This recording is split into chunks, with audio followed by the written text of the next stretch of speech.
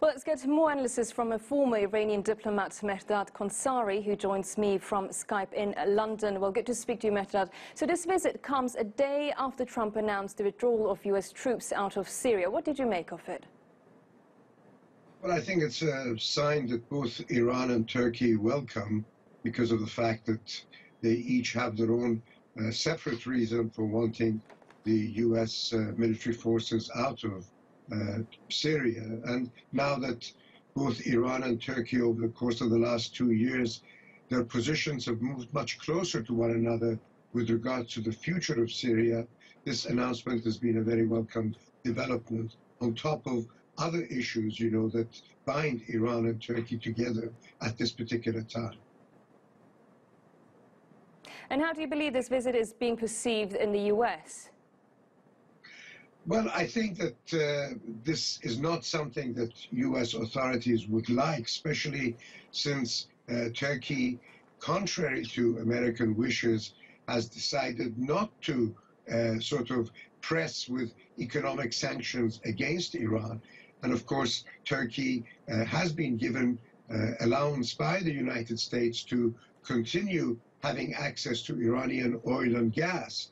But the fact that Turkey shares a lot of issues, regional issues, concerns about regional issues with Iran, such as its position right now, in contrary to the way that Saudi Arabia has carried itself out, its support for Qatar, its support for the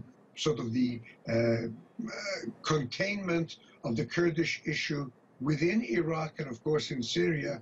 These are all points with which they are in total conformity with Tehran. So in that respect, the fact that these situations have brought Iran and Turkey closer together is not in line with the hostile line that the United States is trying to push overtly, although it may help change the U.S. position in the short to the medium term and bring it into a more sort of a moderate and more realistic sort of understanding of the Iranian situation. Well, Mehrdad, Turkey and Iran have been major players in the peace talks in Syria, but as Iran supports the Damascus regime and Bashar al-Assad, will they have their reservations with Turkey's future cross-border operation? I don't think so, because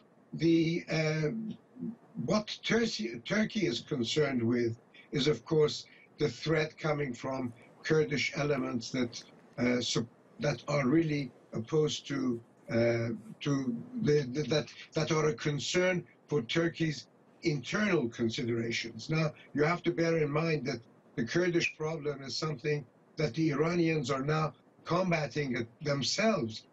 Kurdish elements somehow aligned to some of these groups based in Iraq that are carrying military operations against the Iranian state. So I don't think that the Tehran government is going to be too displeased at Turkey moving against these Kurdish elements, so long as the integrity of Syria is not jeopardized and some position is laid open for some sort of a peace movement along the lines that Turkey and Iran have been discussing in Astana, along with the Russians, can proceed.